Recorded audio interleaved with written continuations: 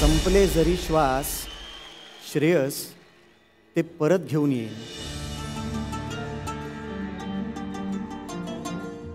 श्वास जरी संपले असले तरी हात होता हाती, कारण देवासोबत भांडत तिथे त्याची बायको उभी होती. देव म्हणाला जा परत. त्याने विचारलं काय? देव म्हणाला जा परत. हिरो म्हणाला काय?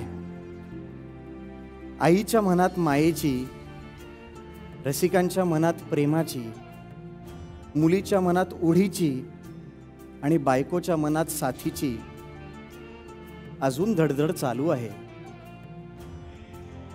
म्हणून श्रेयस अजून तुझ्या हृदयात धडधड चालू आहे. म्हणून श्रेयस अजून तुझ्या हृदयात धडधड चालू आहे.